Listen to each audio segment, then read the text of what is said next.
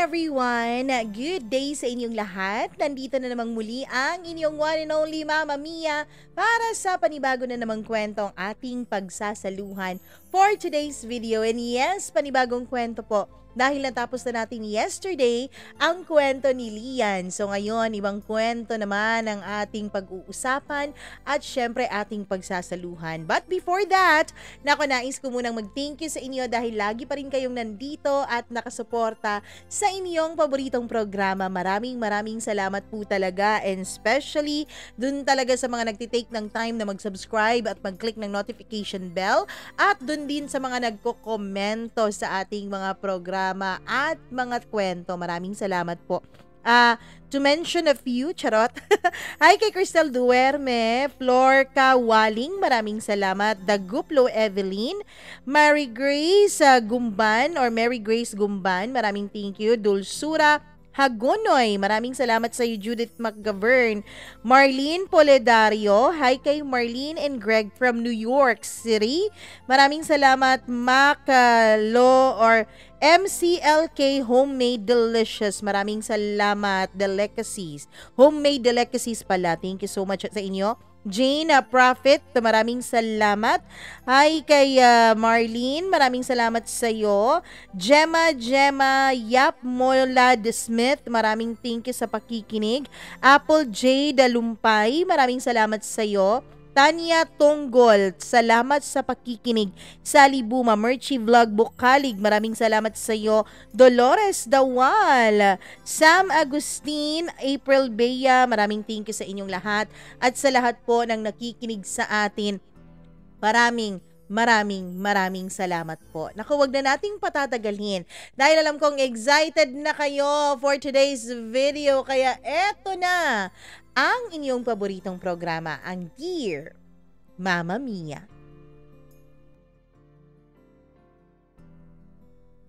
Ang sabi nila, wala raw pagsisisi na nauuna. Lahat daw ng pagsisisi ay laging nasa huli.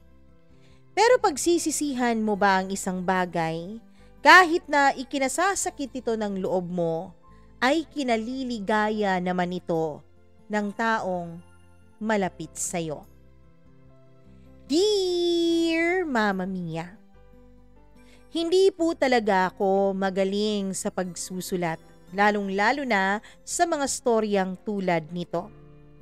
Lalo pat hindi din ako straight na nagtatagalog, Mama Mia, kaya pagpasensyahan nyo na kung medyo mix po itong aking ikukwento sa inyo.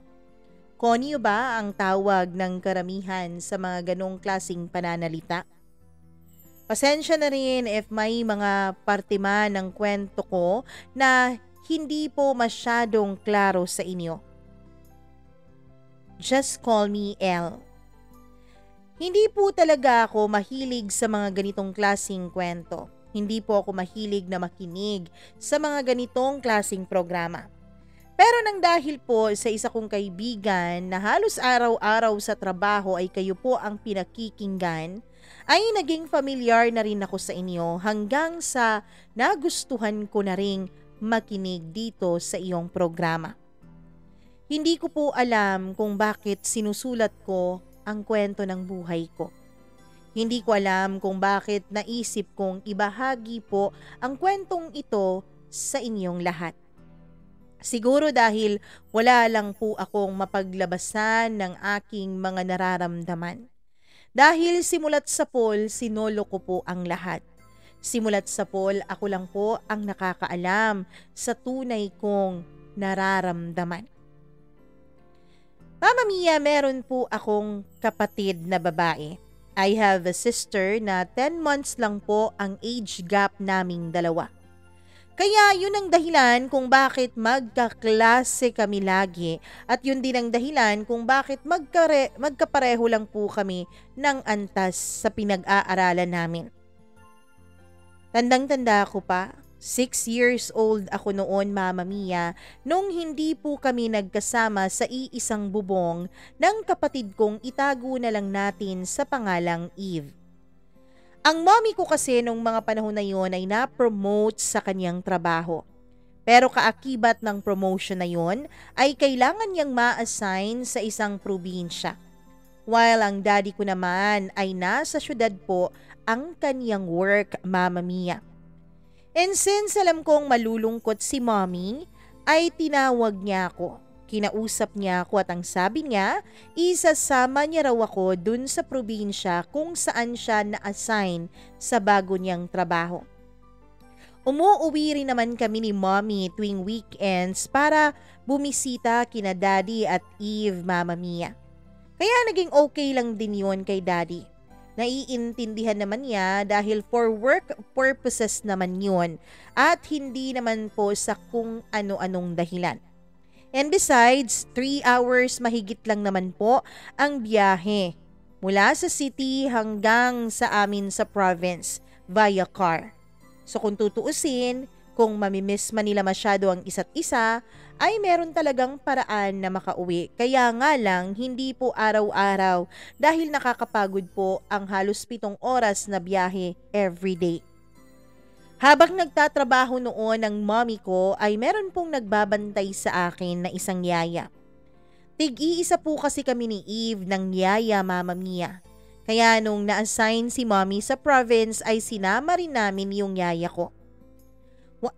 One time, Mama Mia, lumabas po ako sa apartment na inuupahan ng company para dun sa trabaho ni mommy. Kasama ko po ang yaya ko noon dahil hindi po pwedeng mawala ang kaniyang paningin sa akin. Yes, nasa probinsya po kami nung mga panahon na ito. Habang nasa labas kami ay meron po akong napapansin na isang batang lalaki. Yun pala ay amin pong kapitbahay. Ang tawag ko sa kanya noon ay Junjun, Mama Mia. Gusgusin o yagit kung tawagin itong si Junjun sa aking paningin, Mama Mia. Para ba siyang hindi naliligo? Nagsusuot ng mga parang basahan ng damit na may butas-butas pa. Pero nung mga panahon na yon, since bata pa naman ako, ay hindi po ako namimili ng magiging kaibigan. And isa pa, Mama Mia, siya lang po ang bata doon sa mga apartments na nandun, kaya kaming dalawa lang talaga ang nagkakasundo. Dahil siya lang ang batang kakilala ko, siya lang din ang laging kalaro ko tuwing lumalabas ako ng apartment namin, Mama Mia. Masaya naman kalaro si Junjun. Kaya lang, hindi po siya yung tipong gentleman na bata. Siya po na bata, Mama Mia, ay meron pong pagkaluko-luko kung minsan, katulad ng karamihan ng mga lalaking bata. One day, Mama Mia, inagaw po niya sa akin ang aking stuffed toy. Ang sabi niya, sa kanya daw yun, Mama Mia. Pero alam ko namang akin yun. Daddy ko nga ang may bigay sa akin noon at magkapareho kami ni Eve na merong ganong klaseng stuffed toy. Kaya naman, hindi talaga ako nagpatalo. Pinilit ko talagang ipagtanggol sa kanya na akin ang stuffed toy na yon at hindi sa kanya. Mama Mia, hindi rin po nagpatalo si Junjun nung mga panahon na yon. Dahil kinuha ko na nga ang stuffed toy at umalis na ako, ay bigla niya akong tinawag. Siguro sa galit niya, Mama Mia, kaya binato niya ako ng isang bato at tinamaan po ako sa may noo ko. Tumugo po ang noo ko nung mga time na yon at sobrang sakit po yon. Dahil nga bata at syempre nakakita ng dugo ay iyak ako ng iyak, Mama Mia. As in super talaga ang pag-iyak ko noon na para bang nabulahaw ang buong probinsya. Ang natatandaan ko po at hindi ko makakalimutan ay nung dumating ang mommy ko ay kinausap niya ang parents ni Junjun dahil nga sa ginawa ng anak nila sa akin. Yun lang po ang natatandaan ko at mula nga noon ay hindi na ako nakipaglaro pa kay Junjun, Mama Mia. Ayoko nang makipaglaro sa kanya dahil natatakot ako dahil mukhang bayolente siya nung mga panahon na yon. At Mama Mia, isa pa sa ikinagagalit ko ay hindi talaga nag-sorry sa akin si Junjun. Kapag nagkikita kami sa labas ay tinitignan lamang niya ako ng masama. Ako naman, syempre ma-pride, ayoko ring lumapit sa kanya. Isa pa siya naman talagang may kasalanan. Unang-una siya ang nang-aangkin ng toy na hindi naman po sa kanya. Pangalawa, he threw stone at me at dumugo yun. Kaya nararapat lamang na mag-sorry siya pero hindi niya ginawa. Lumipas pa ang ilang mga linggo hanggang sa lumipas ang ilang mga buwan. Mama Mia, nagpa-reassign po ang mommy ko sa city nung nalaman niyang meron pong bakante doon dahil hindi na niya matiis yung malayo siya sa daddy ko and syempre pati na rin sa kapatid kong si Eve. And yes, Mama Mia, dalawa lang po kami ni Eve na magkapatid. We never had a brother or another sister. And because of that, dahil inilipat ulit kami dun sa syudad, I never spoke to Junjun after that, Mama Mia. Hindi nga ako nakapagpaalam sa kanya ng maayos nung umalis kami at lumipat na pabalik ng city. It's understandable naman din, Mama Mia. Kasi nga bata pa kami nung mga time na yon.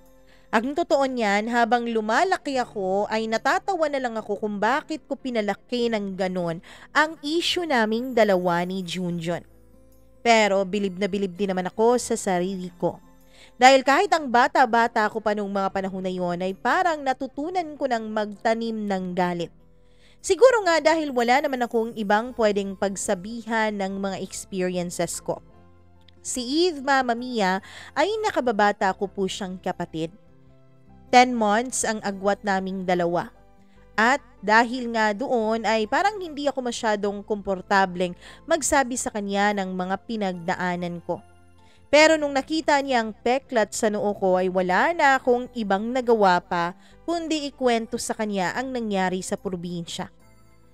At nung nagsama na kami ulit na magpamilya sa iisang bubong, doon ay naging classmate ulit kami ni Eve, Mama Mia. And since elementary, classmates na talaga kaming dalawa. I never noticed, Mama Mia, na meron palang dapat akong pagtuunan ng pansin kay Eve, lalo na nung umpisa pa lang kaming maging elementary. Pero nung nag-high school na kami, doon na ako naka-noticed ng mga subtle changes between us ng sister ko. Nag-umpisa na pong i-compare kami ng mga tao sa isa't isa. Magkapatid ba talaga sila? Parang magkaiba sila ng ugali ah. Si Eve, mas sexy talaga yun. Mas maganda. Mas makinis. Si Elle napakatalino. Pero ang tahimik, ang layo-layo ng personalidad nilang dalawa ni Eve na ang biba-biba. Mama Mia, sa totoo lang, naiirita talaga ako kapag nakakarinig ako ng mga ganoong klaseng comments from other people. Para bang easy lang po sa kanilang pagkumparahin kaming dalawang magkapatid. To be honest, para sa akin po, pareho lang naman kami ng mukha ni Eve. Minsan nga nung mga bata pa kami ay napagkakamalan kaming dalawang twins dahil magka-height lang din kami, Mama Mia. At syempre magkapareho din ang shape ng aming mga mukha. Pareho rin kaming maputi, dalawa ni Eve. Pero ang mapapansin talaga ng mga tao ay si Eve. Siguro nga dahil sa napakaganda naman ng mga kilay ng kapatid ko. I guess parang yung kay Andrea Brillantes ba yun? Yung artistang merong magandang mga kilay? And isa pa po, Mama Mia, si Eve po ay mahilig pong mag-perform sa stage ng school sa tuwing merong event o sa tuwing may mga kaganapan sa eskwelahan namin. Kasi nga dancer itong si Eve at member po ng dance troupe ng aming company o ng aming eskwelahan. And bukod pa po roon, Mama Mia, napaka-stylish po ng kapatid ko. Yes, napaka-fashionista niya. Actually, para po siyang isang fashion icon dun sa lugar na aming pinag-aaralan nung high school. Lahat ng isuot ng kapatid ko ay parang tinitingala ng mga kaklase at mga schoolmates namin. At ilang araw lang ang makakalipas ay nagiging trend agad yun sa school. Ganun po ang kapatid ko. Sikat po siya bilang maganda at talented. Ako naman, Mama Mia, I guess pangmanang lang siguro masyado ang mga damit ko. When I wore a dress, ay parang yung pang matanda kung sabihin ng iba. And yes, Eve was very, very popular sa school. Alam ko namang I had my own charms to Mama Mia. Alam ko namang magkaiba talaga kaming magkapatid. I often participated in quiz bees pero I guess Mama Mia, puro academics lang po talaga noon ang interest ko dahil yun lang talaga ang sinasalihan ko. I guess Mama Mia, napakababaw ko for getting a bit jealous and envy of my sister. Oo, hindi ko po ipagkakaila na sa tuwing pinagkukumpara kami ng ibang tao ay may nararamdaman po akong inggit sa katawan ko. May nararamdaman po akong pagsiselos kapag sinasabi ng iba kung gaano kaganda si Eve, kapag pinupuri ng iba ang ugali ni Eve, kapag pinupuri ng iba ang talent ni Eve. Pero Mama Mia, hindi ko naman po hinahayaan yung insecurity ko na yon sa kapatid ko na siyang mamagitan sa aming dalawa. From first year up to second year ay magkaklase kaming dalawa ni Eve. Lagi siyang humihingi ng tulong sa akin lalo na sa mga assignments and especially sa mathematics subject. Pero Mama Mia, tinutulungan ko po ang kapatid ko. Hindi po tulad ng mga napapanood natin sa mga movies and mga teleserye na hindi nagtutulungan ng magkapatid. Dahil kaming dalawa, kahit sabihin pa ng ibang tao na magkaiba kami, pagdating naman sa bahay ay nagtutulungan kami, Mama Mia. Tinutulungan ko siya sa mga assignments niya, mga projects, and napaka-helpful din naman ng kapatid ko, lalong-lalo na sa tuwing meron kaming mga arts assignments and projects. Oo, talented po si Eve pagdating sa arts, Mama Mia, kaya tinutulungan niya akong mag-design ng mga projects ko.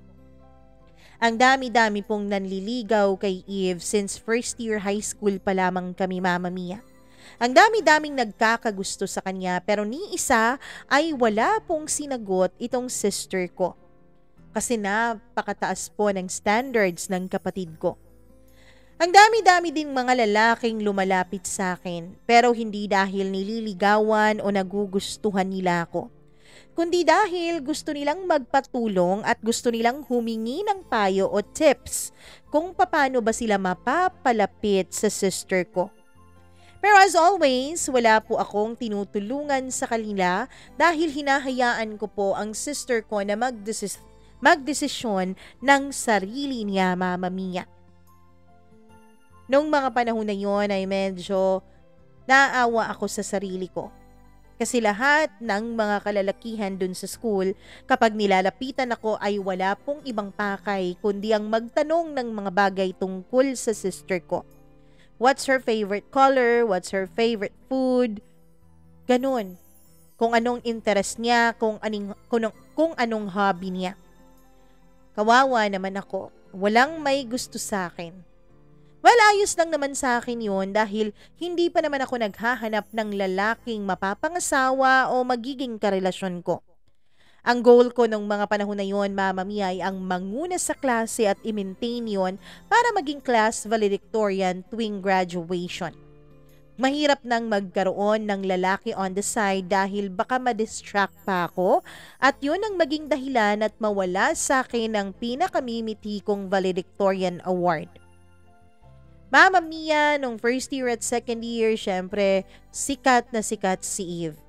At nung third year na kami, ay hindi na po kami naging magkaklase ng sister ko dahil hindi na po siya na-belong dun sa first section. Dahil siguro sa araw-araw nilang pagpapractice ng mga sayaw sa dance troupe dahil yung school namin halos linggo-linggo o buwan-buwan ay merong mga malalaking activities. At syempre kapag merong malalaking activities ay kasama talaga doon ang kapatid ko. At dahil sa ganda niya, ay siya lagi ang nasa sentro tuwing sumasayaw sila ng dance troupe group nila. Yun siguro ang dahilan kung bakit naapektuhan ang grado ng kapatid ko. Dahilan para hindi na siya na-belong sa crop section nung third year kami. Ang totoo niyan, Mama Mia, ay medyo nalungkot po ako.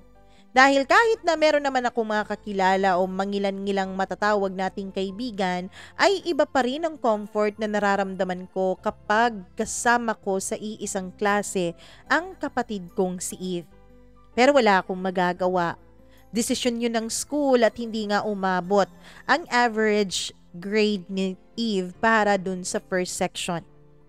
At least, magkikita pa rin naman kaming magkapatid sa bahay. Magtutulungan pa rin naman kami kahit hindi na kami magkaklasing dalawa. First day of school, third year noon, Mama Mia, nung merong mga transferees dun sa section namin na 3 po. And ang lahat ng mga mata ng mga kaklase ko, lalong-lalo na yung mga babae at mga binabae, ay na kay Jonathan. Hello everyone, my name is Jonathan. I came from a public school sa province namin. I'm here because of a scholarship, but you can call me Nathan. Yan ang introduction niya sa kanyang sarili. Halatang halata, Mama Mia, na gustong-gusto siya ng mga girls dun sa klase namin dahil siya ay tall, fair, and handsome. Kumbaga, siya po ang mga makikitang Prince Charming ng mga babae dun sa aming school at napakagaling din niyang mag-Ingles. Napakagaling ng diction niya, Mama Mia, at para bang pinag-aral talaga siya sa isang prestigious na private school kung magsalita siya ng Ingles. Bukod pa roon ay napakatangos din ng kanyang ilong at napakaganda ng kanyang straight na buhok na siyang lalong nagpagwapo sa kanya. Yes, aminin kung gwapo po siya, Mama Mia. Introvert lang po ako pero hindi naman po ako bulag, kaya nakikita kong gwapo siya. Sabi niya ang reason daw kung bakit siya nalipat dun sa school namin ay dahil binigyan raw siya ng school ng malaking scholarship dahil nga magaling siyang maglaro ng basketball. Kumbaga, sinali po siya sa varsity, Mama Mia. After noon, kaming lahat ay isa-isa namang nag-introduce ng aming mga sarili sa klase. Kasi nga first day of school yon, kaya wala pa pong masyadong ginagawa kundi ang magpakilala muna sa isa't isa. Lalong-lalo na't bago naman ang teacher namin nung school year na yon. Bago pa siya dun sa aming school. Mama Mia, nagulat na lamang ako dahil nung turn ko na pong mag-introduce ng self ko, ay titig na titig sa akin si Jonathan. I mean si Nathan. Na para bang kakilala niya ako o para bang inaarok niya kung saan niya ako nakita. After that ay umupo na ako at hindi ko na po namalayan, Mama Mia, na sa likuran ko pala pinaupo ng teacher si Nathan. Yes, sa mismong likuran ko nakaupo si Nathan, Mama Mia. Recess time noon nung hinahanap ko si Eve. Kasi lagi po kaming magkasama tuwing recess nung mga panahon na magkaklase pa kaming dalawa. Pero that time ay hindi ko po nakita si Eve sa kantin. Siguro wala siyang planong kumain ng snacks dahil ang sabi niya ay nagda-diet siya. At alam ko rin, Mama Mia, na lalo't first day of class ay marami po talagang mga babae o mga lalaki na gustong kausapin ng kapatid ko. Kaya siguro busy siya sa pakikipag-usap ng mga new classmates niya. Bago kasi sa mga mata ni Eve ang mga kaklase niya, Mama Mia, dahil siya ay bago dun sa section na yon. Pumila na lang muna ako sa kantin, Mama Mia, para bumili ng makakain ko. Bumili ako ng buko juice, pagkatapos ay ng isang tinapay na merong palamang hotdog. Mama Mia, naglalakad na ako noon at hahanap na sana ng mauupuan ko nung bigla kong nakabanggaan si Nathan. Haha. I know, cliche masyado itong ganito, Mama Mia, na nagkabanggaan yung lalaki at babae. Pero sa aming dalawa ay hindi naman po natapon yung daladala kong juice at yung daladala niya ring juice dahil meron naman po yung takip. Nathan said sorry to me, Mama Mia, kahit wala naman siyang kasalanan. Dahil kasalanan ko naman talaga nung mga panahon na yon at hindi ako tumitingin sa dinadaanan ko. Dahil nagsorry siya, ay nagsorry na rin ako dahil alam ko naman na ako ang may mali doon. At nung umupo na nga ako at nakahanap na ng pwesto, ay nagulat ako dahil biglang tumabi sa akin si Nathan. Bakit mag-isa ka? Wala ka bang friends? Tanong niya. Wala lang. Masama bang mag-isa? Mama Mia, maliit na lang po ang oras na natitira noon sa recess time kaya wala na akong panahon na maghanap pa ng makakasama sa kantin. Isa pa, sanay rin talaga ako na si Eve ang nakakasama ko at wala nang iba. Nung sinagot ko siyang ganoon ay tumahimik na lang si Nathan. Hanggang sa Mama Mia ay nagtanong siya sa akin kung nasaan raw ang CR dun sa kantin.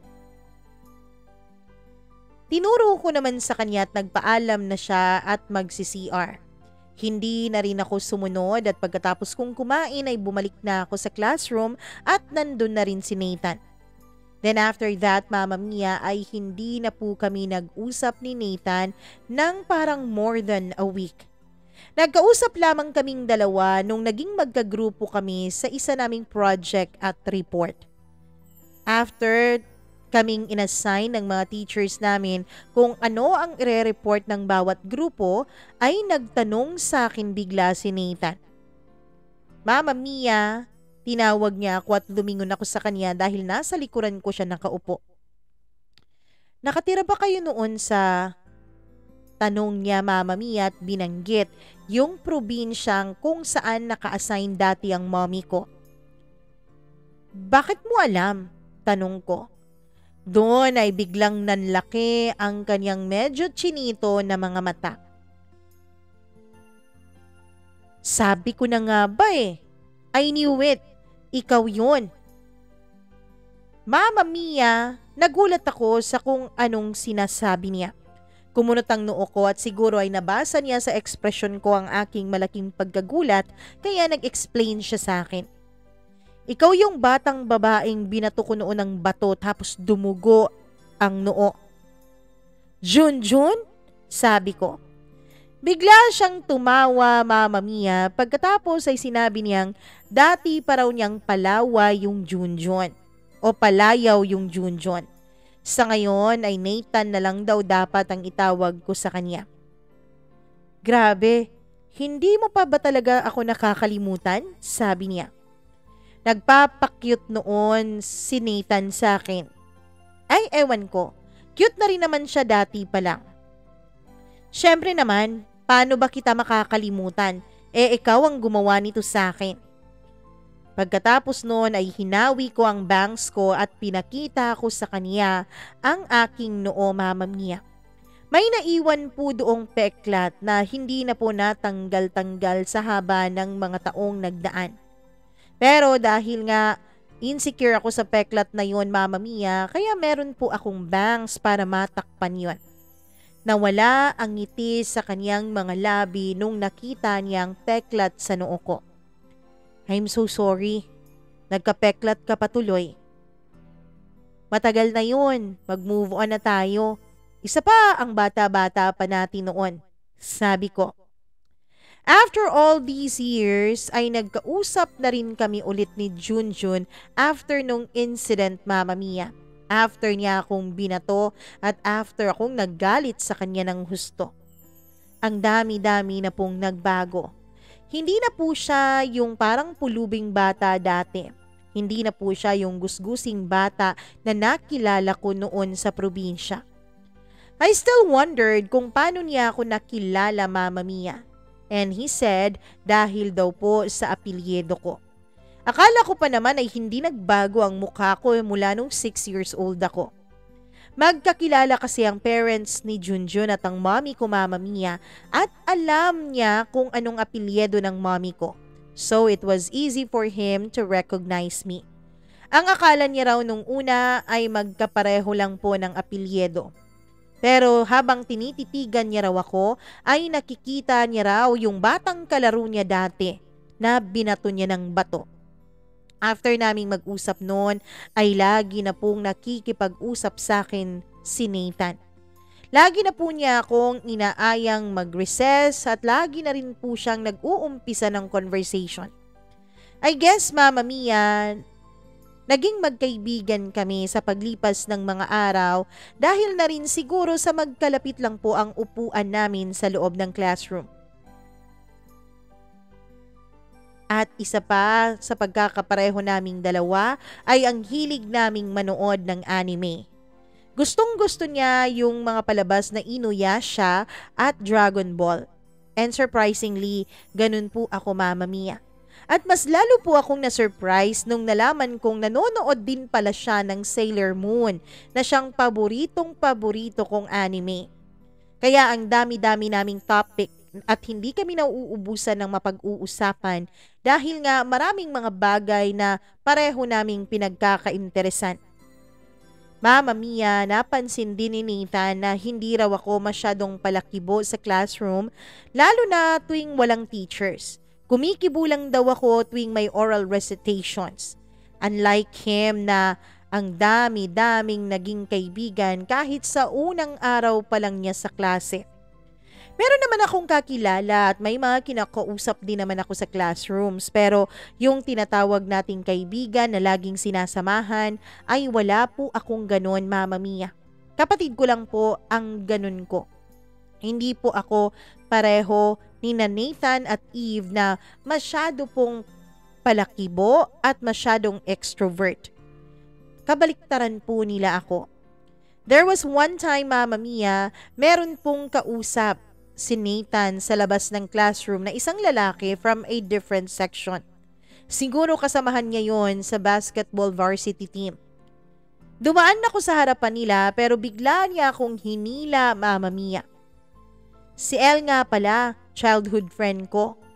Pakilala ni Nathan sa akin dun sa kanyang kausap. Kilala ko naman siya kasi 'di ba kapatid siya ni Eve. First honor yan siya dati eh. Hi Elle. Pagbati sa akin nung kaniyang kasama. Hello? I was very uncomfortable that time, Mama Mia.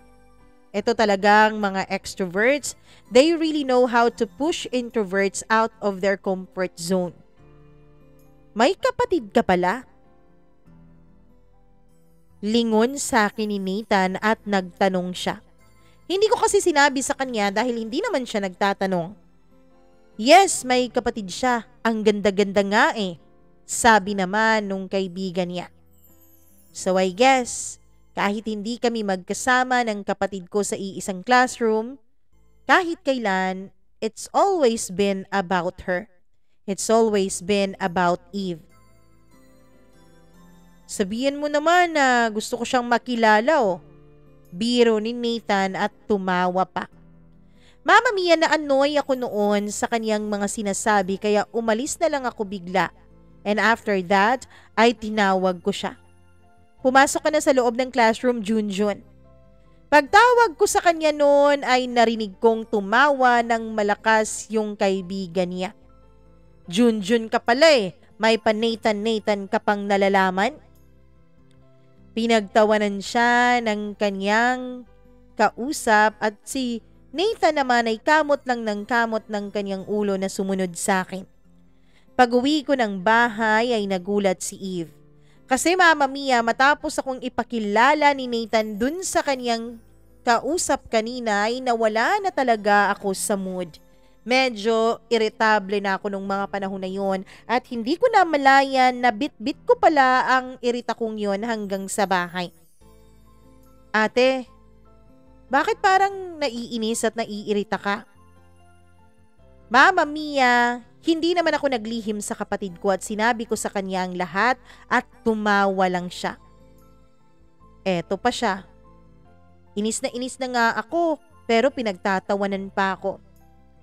Anyway, Mama Mia, naiintindihan at iniintindi ko rin naman ang kapatid ko dahil mahal ko siya.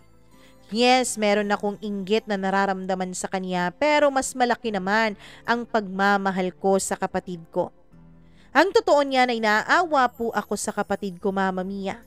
Dahil kung ano po siya doon sa eskwela, kung gaano po siya minamahal at tinitingala ng mga tao, ay siya namang kabaliktaran sa bahay namin.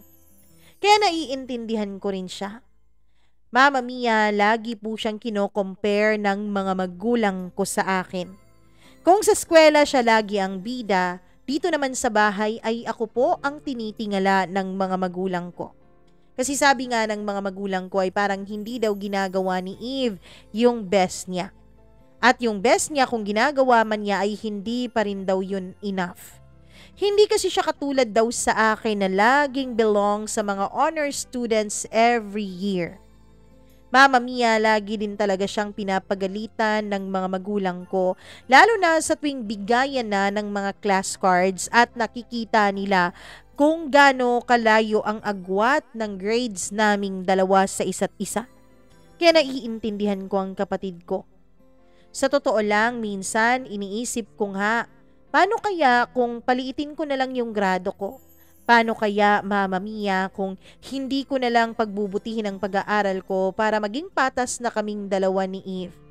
Para naman hindi na siya pagalitan ng mga magulang ko. Pero sa tuwing naiisip ko yon, there's a voice inside me na nagsasabing bakit ko paliliitin ang sarili ko para maging kapantay ko ang isang taong napakalaki naman ang agwat sa akin dun sa school. As selfish as it may sound, Mama Mia, naisip kong yun lang naman talaga ang edge o ang lamang ko against sa kapatid ko. Kung talented naman siya, kung maganda siya, kung stylish siya, then hindi naman siguro masama kung mag-excel din ako sa ibang bagay, hindi ba? Katulad na lamang sa school at sa ACADS ko. Kaya naman, sa tuwing pinapagalitan ng mga magulang ko si Eve, kahit nakukonsensya ako, Mama Mia, aaminin ko na may pagkakataon na nakakaramdam po ako ng kaginhawaan. Nakakaramdam po ako na kahit man lang sa konting panahon ay nagiging kapantay ko si Eve. Hanggang sa dumating ang family day ng school. At dun nga, Mama Mia, ay nagkita ulit ang mommy ko at ang parents ni Nathan. Magkaibigan at magkakilala sila dun sa probinsya kung saan na-assign dati ang mommy ko. Kaya naman parang nag-rekindle sila ng friendship nila sa isa't isa. Todo-todo ang chikahan nila, Mama Mia, at kami pong dalawang magpamilya ay nasa iisang table nung mga panahon na yon. And that was the first time na nagkakilala ng formal sina Nathan at Eve, Mama Mia. Pero ngumingiti-ngiti lamang sila sa isa't isa dahil nandun po ang mga magulang namin kaya hindi po sila makapagchikahan ng maayos. Hanggang sa natapos ang event na yon, hanggang sa naglunes ulit at pasukan na ulit sa school. Mama Mia, biglang bumati sa akin si Nathan kahit wala pa noon ako sa loob ng classroom. Magkapatid pala talaga kayo ni Eva, no? Sabi niya. At bakit? Mataray ko namang sagot. Kasi magkapareho kayo ng mukha. Ah, kaya ba? Oo, siya lang ay walang bangs tapos ikaw meron. Ikaw naman ang may kasalanan kung bakit may bangs ako, Junjun. Pagkatapos nun ay tumawa siya, Mama Mia. It was a shock for me, sa totoo lang, ang mga sinabi ni Nathan sa akin.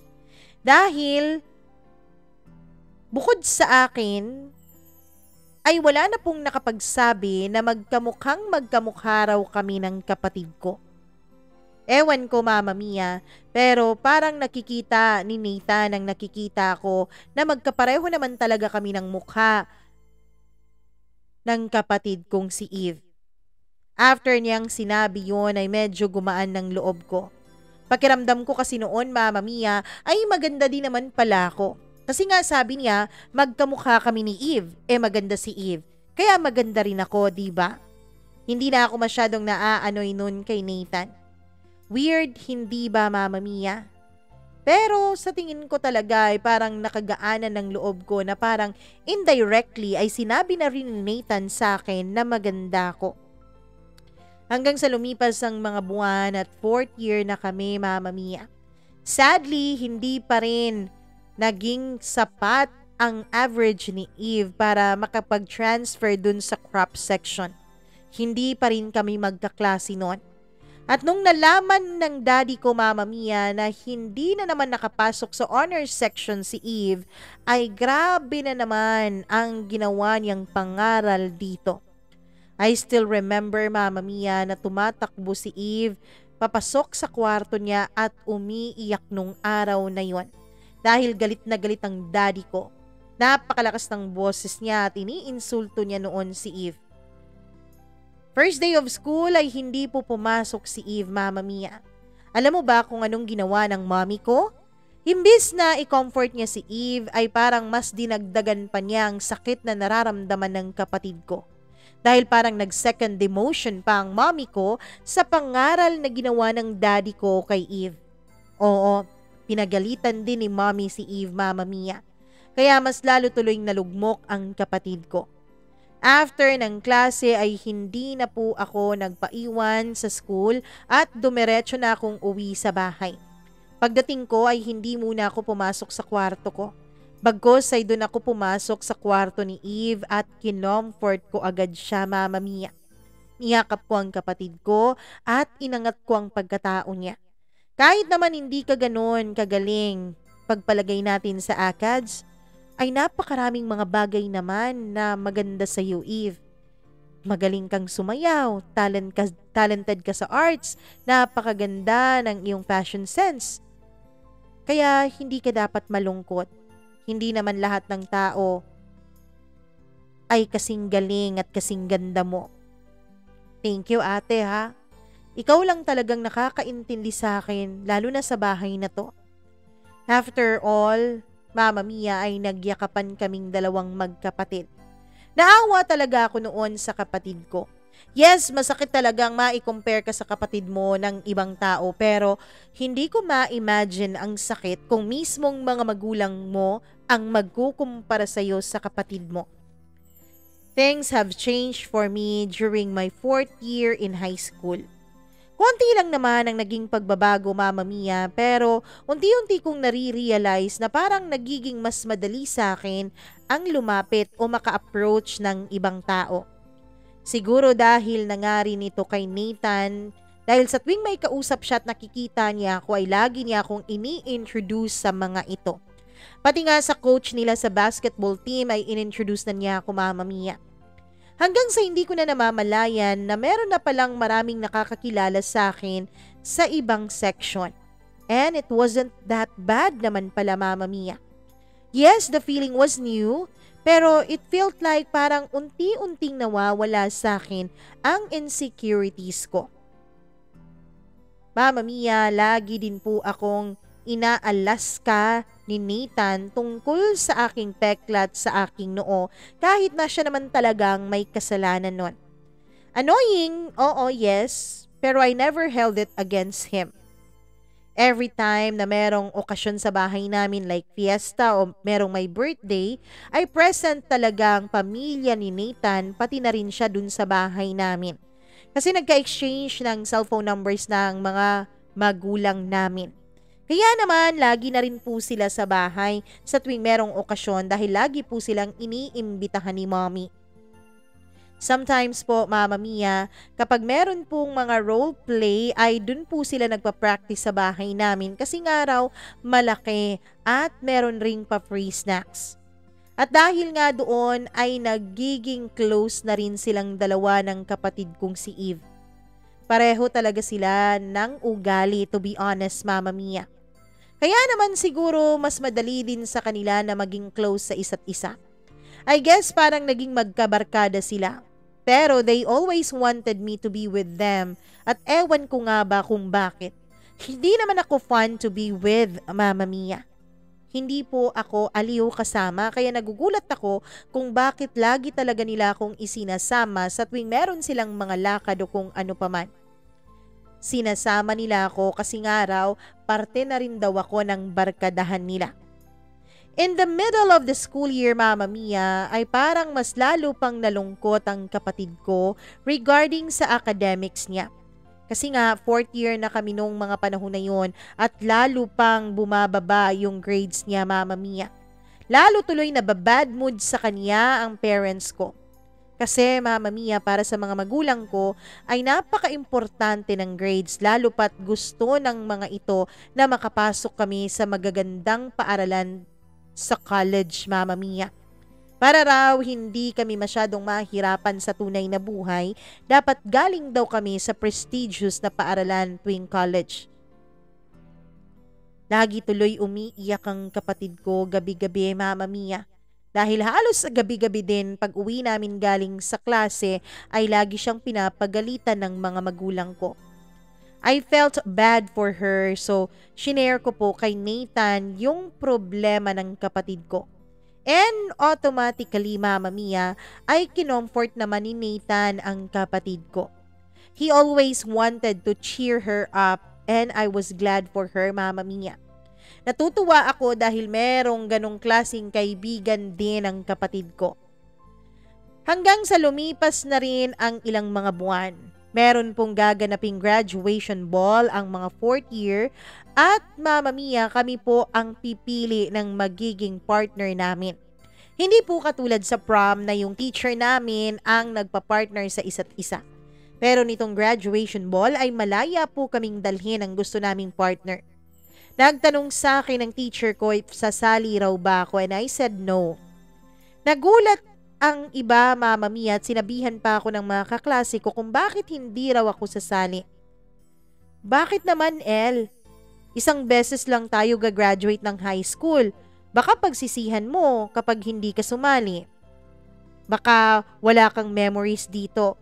Alam mo ba, El, yung mga magulang ko, laging binabalikan ang memories nila sa graduation ball. Yun ang sabi ng ilan kong mga kaklase na pilit akong kinukumbinsi na sumali.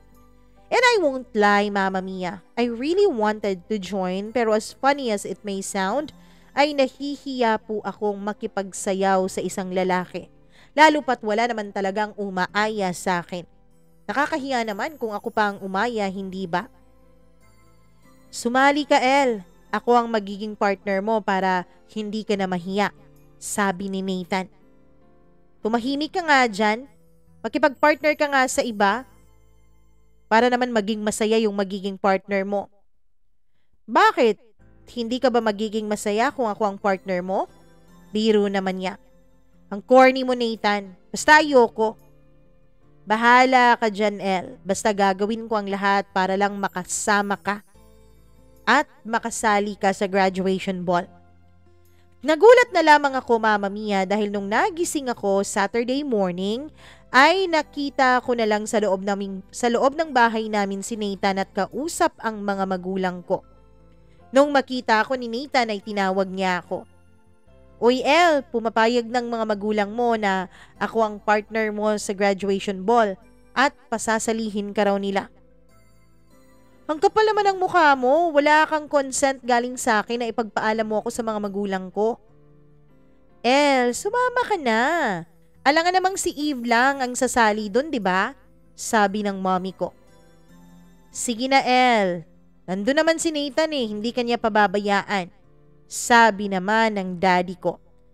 So ayun, Mama Mia, wala na rin naman akong nagawa. Hindi na po ako nakapag-no dahil parents ko na po ang nagsabing pasasalihin nila ako.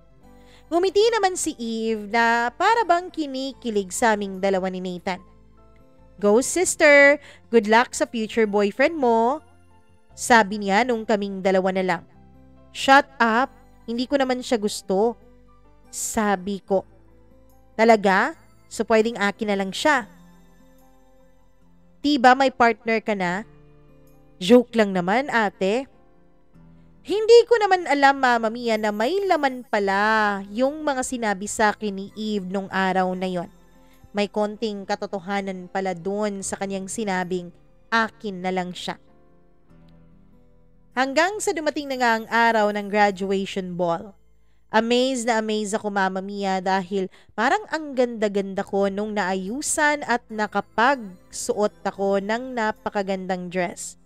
The food was good too Mama Mia pero it was very memorable that day because I realized something.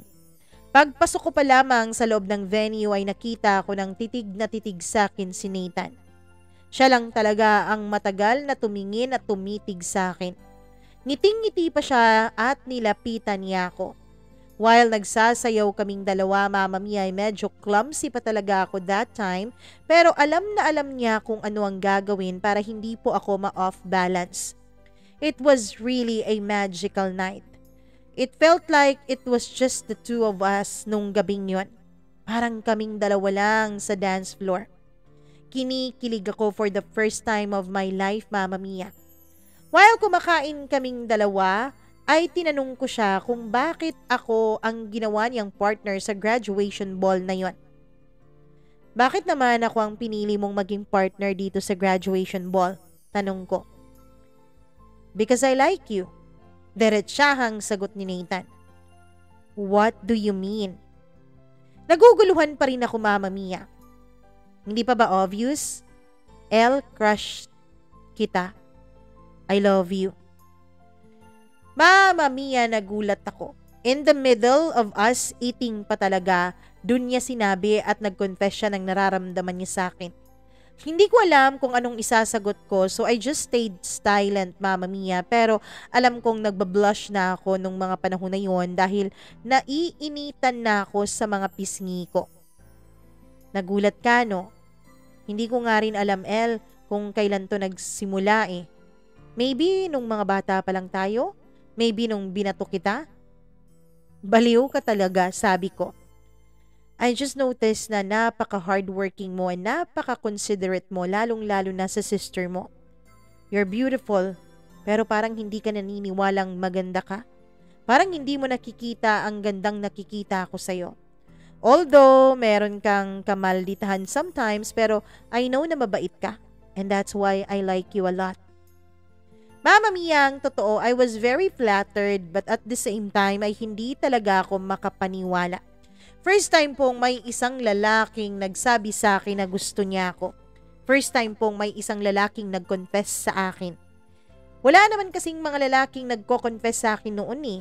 At ito pa talaga, isa pa talaga sa pinakagwapo ng batch namin.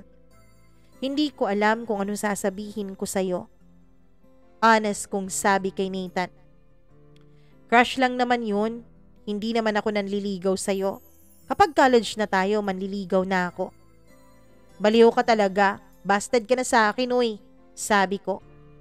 Kahit joke lang yun, Mama Mia, ay nakita ko na parang hindi niya nagustuhan ang joke na yon. Tumayo siya at iniwanan niya ako sa table pero sinundan ko agad siya. Wait, Nathan, sandali. It's not that I don't like you. Pwede bang bigyan mo muna ako ng panahon para makapag-isip? Ngumiti siya ng pagkalaki-laki na halos abot tenga niya, Mama Mia. Effective ba ang acting ko? Ayan tuloy, sumunod ka sa akin. That jerk? Napahiya ako sa sinabi niya kaya nasampal ko siya pero alam ko naman na hindi naman siguro masyadong malakas yon. Agad-agad kong binawi at nagsorry ako at sinabi kong hindi ko sinasadya nung lumapat na ang kamay ko sa kanyang mukha. Again ay tumawa lamang siya pagkatapos ay niyakap niya ako ng pagkahigpit-higpit. Ang dami pong nakakita sa amin noon and after sa ball, Mama Mia, ang dami ding nagtatanong kung boyfriend ko na raw ba si Nathan. Nagtanong rin si Eve pero I denied everything. Sinabi ko sa kapatid ko na he was just my friend dahil ayoko pong kinakansyawan ako. The next day, Mama Mia, ay hinahanap ko yung librong hiniram sa akin ng kapatid ko. Wala kasi siya at umalis siya, Mama Mia, dahil nakipagkita sa kanyang mga kaibigan kasi ganun nga ka-sociable ang kapatid kong ito. Kaya naman pumasok na lang ako sa kwarto niya at dun ko na hinanap yung book na hinahanap ko. Hindi naman kasi off-limits ang kwarto naming dalawa ni Eve sa isa't isa. Pagkapasok ko at habang naghahanap ako ay na-curious ako Mama Mia dahil may nakita po akong parang isang notebook na meron pa talagang pa-flower-flower na cover. At nung binuksan ko yun ay nalaman kong diary pala yun ng sister ko. At first ay ayoko naman talagang basahin yon dahil alam ko na private naman po ang diary at hindi po maganda kapag binabasa mo ang mga bagay na hindi naman sayo. Pero nung mabuksan ko yon ay agad na bumungad sa akin ang pangalan ko Mama Mia. So na-curious ako, ano bang sinusulat sa akin ng kapatid ko? Kaya naman ay nagbasa na ako Mama Mia dahil alam kong matatagalan pa siya sa kanyang pag-uwi. Knowing Eve, alam ko, Mama Mia, na gabing-gabi na siya makakauwi, lalo na kapag kasama niya ang mga kaibigan niya. At doon ko nalaman ang malaking sikreto ng kapatid ko. In love pala siya kay Nathan, Mama Mia. First love niya si Nathan. At alam ko dahil mula pagkabata kami ay bukang bibig na ng kapatid ko sa akin na ang gusto niya ay maikasal siya sa kanyang first love. Kaya naman kahit ang dami-daming nanliligaw sa kanya ay napakapihikan ng kapatid ko. At careful talaga siya sa paghahanap at sa pagpili ng magiging boyfriend. Dahil nga dun sa pangako niya sa sarili niya na ang first love niya ang magiging asawa niya. Dun ko nabasa Mama Mia na umiyak pa lang kapatid ko nung nakita niyang kayakap ko si Nathan nung graduation ball. At ang part Mama Mia na hindi ko talaga malilimutan sa nabasa ko dun sa diary niya ay yung sinabi niya doon, Elle always had everything that I lacked. Nasa akin daw lahat ng mga bagay na wala siya. OMG, tama nga ako. Pareho nga kami ng nararamdaman ng kapatid ko. To be honest Mama Mia, yun din kasi ang pakiramdam ko. Lahat ng mga bagay na kulang sa akin ay nasa kapatid ko. I guess, pareho pala kami. We were jealous of each other. Mama Mia, hindi na po siya yung dating napaka-cheerful kong kapatid during that time. Pero it was always a different story kapag kasama niya si Nathan. I guess, kaya siya na-fall kay Nathan dahil lagi itong nandyan para sa kanya. Whenever kailangan ng kapatid ko ng kausap dahil malungkot siya, ay laging nandyan si Nathan para pasayahin siya. Ang totoo niyan ay nagtatawagan nga rin sila sa cellphone, Mama Mia, na hindi naman po big mystery para sa akin. Si Nathan naman ay lagi din namang nagtitext sa akin dahil alam naman niya na hindi talaga ako sumasagot sa kanyang mga tawag.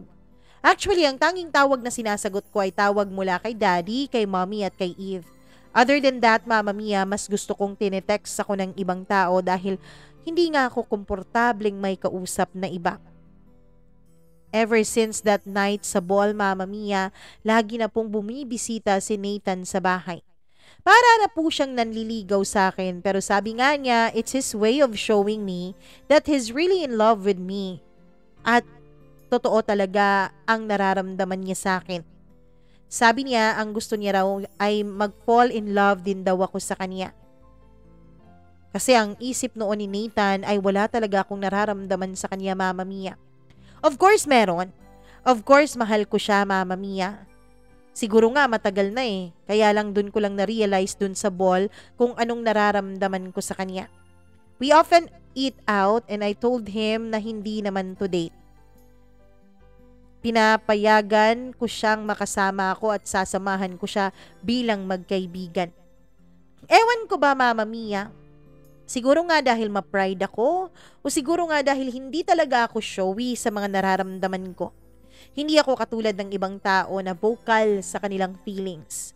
Ako kasi, Mama Mia, ay parang kapag sinasamahan kita, kapag napalapit ka sa akin, ibig sabihin nun, mahalaga ka sa puso ko. Dahil hindi po ako basta-bastang sumasama sa kahit na kanino. Ewan ko pero hindi ata nararamdaman ni Nathan doon na seryoso ako sa kanya. Shortly, I found out na nakapasa pala ako sa isang napakalaking university sa Manila, Mama Mia. Pero I was having a hard time deciding kung talagang pupunta ako doon. Kasi nga nakapagplano na kaming tatlo ni Nathan at ni Eve na dun kami sa isang malaking university sa lugar namin mag-aaral. Pero habang tumatakbo ang araw, Mama Mia, habang nababasa ko yung nasa diary ng kapatid ko at paulit-ulit yun sa alaala ko, maging sa pagtulog ko ay na-realize ko na kapag nagstay pa ako longer with Nathan, ay hindi ko na po siya mapapakawalan pa. Hindi ko na siya maibabahagi sa kapatid ko at magiging selfish na ako. I know na hindi na lang basta-basta pagkakakrush ang nararamdaman ng kapatid ko kay Nathan dahil mahal na niya ito. At ayoko naman, Mama Mia, na kunin ko pa ang first love ng kapatid ko from her. Kasi nga pakiramdam ng kapatid ko ay kinuha ko na nga ang pagmamahal ng mga magulang ko mula sa kanya. So ayoko na kapag sakin pa si Nathan ay maramdaman naman niya na ako talaga ang kontrabida ng buhay niya. Kaya nagdesisyon ako, Mama Mia. Nagdesisyon akong pumunta dun sa Maynila at dun mag-aral. At first ay hindi talaga yun nagustuhan ni Nathan. Pero supportive naman sa akin yung mga magulang ko, lalo na sa desisyon ko dahil ang gusto nila ay dun nga kami sana mag-aral ni Eve kasi nga maganda ang paaralan na yun. Sikat sa buong Pilipinas.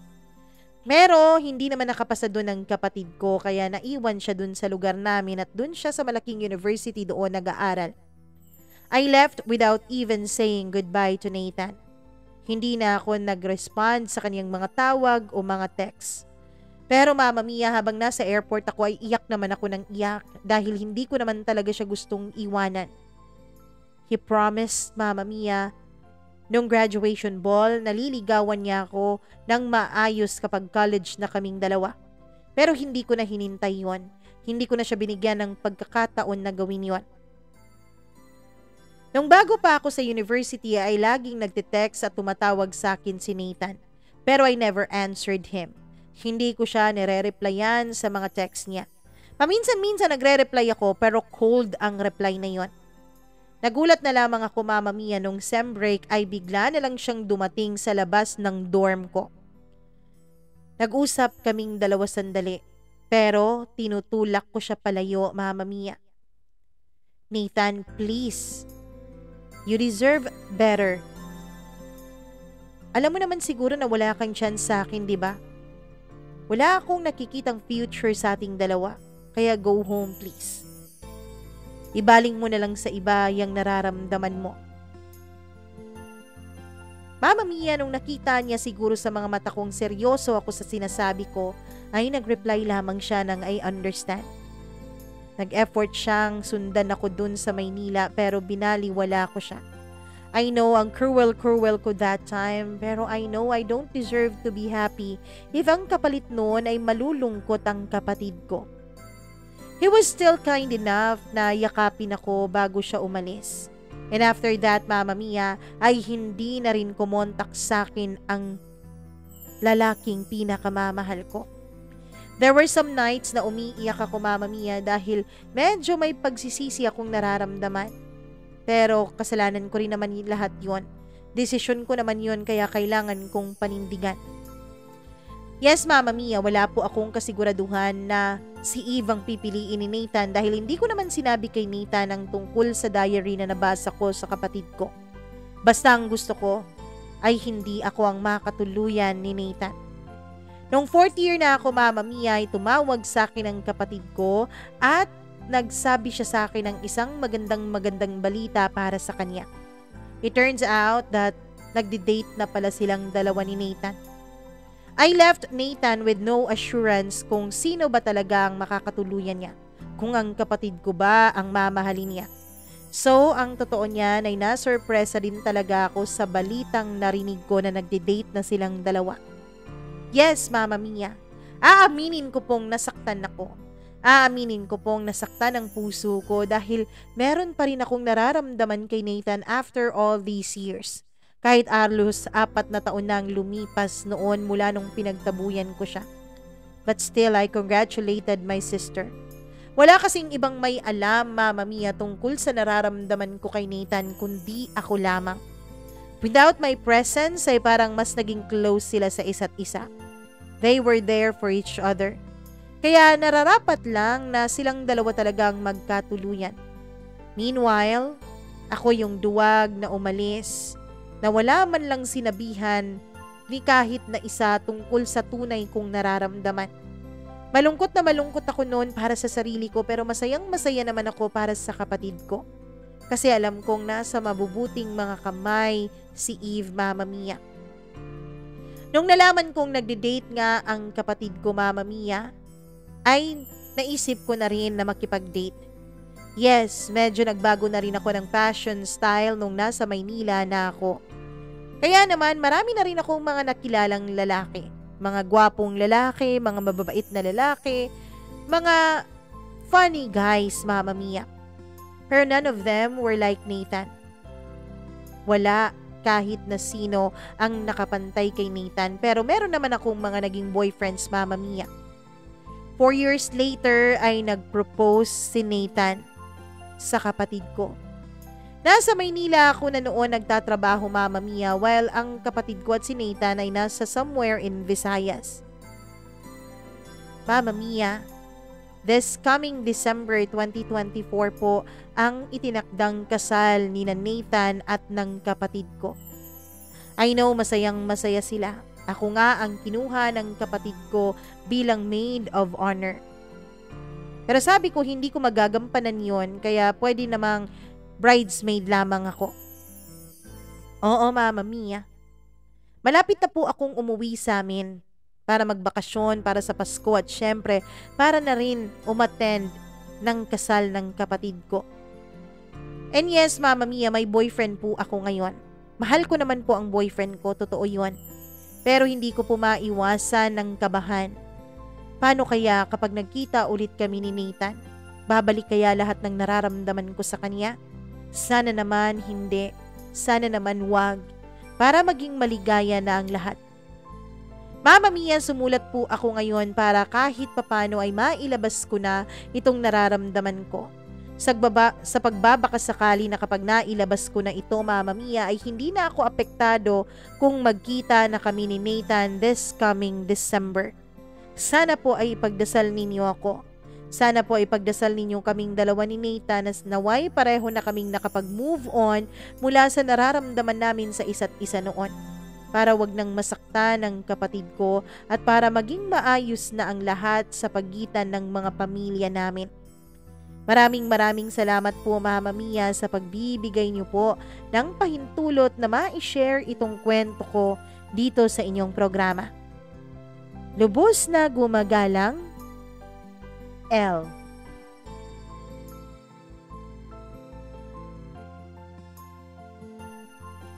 Grabe naman ang kwento ni El. Napakadakila mong kapatid, El, ano? Dahil iniisip mo lagi ang kapatid mo. Iniisip mo na parang ang nasa isip kasi ni Eve, inagaw mo na lahat sa kanya, 'di ba?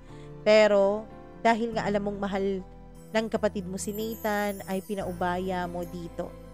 Sana nga, El, ipagdadasal namin na naway tuluyan ka na talagang nakapag-move on at kapag nagkita na kayo ay wala na talagang kahit anong spark o kahit anong paman para maging matiwasay na ang lahat. Para naman, baka naman kasi sa susunod magsulat ka dito tapos ang title ay kabit ako ng asawa ng kapatid ko, parang gano'n, nakakatakot naman yung gano'n. Wag naman sana gano'n, El. Sana nga ay nakapag-move on ka na. At isa sa maipapayo ko sa'yo, kapag nagkita ulit kayo, wag mong hahayaan na mapagsulo kayong dalawa ni Nathan. Okay? Wag mong hahayaan yon dahil baka merong mga kakaibang nangyayari. Advance na pong mag-isip ang inyong Mama Mia dahil sa dami-dami ng mga kakaibang kwento dito na sinishare ng ating mga listeners and mga viewers. Kaya sana, wag mong hahayaan na makapagsulo kayo. Isama mo yung boyfriend mo, kasama mo siya lagi, kahit na saan, kahit sa pagpe-prepare ng mga gagawin sa kasal, kahit sa Pasko, sa New Year, dapat kasama mo lagi yung boyfriend mo para hindi mabigyan ng pagkakataon na makapagsulo kayong dalawa. Maraming salamat, El, sa pag-share mo ng iyong kwento dito sa ating programa. Sa mga nanonood ngayon, please do like and share this video. Please subscribe to our channel and click the notification bell para naman na-update ka lagi sa tuwing meron tayong video at kwento na ina-upload. Maraming salamat po sa inyong walang sawang pagsuporta at tiwala nitong ating channel. Ako po ang nag-iisa ninyong Mama Mia. Magandang araw sa inyong lahat.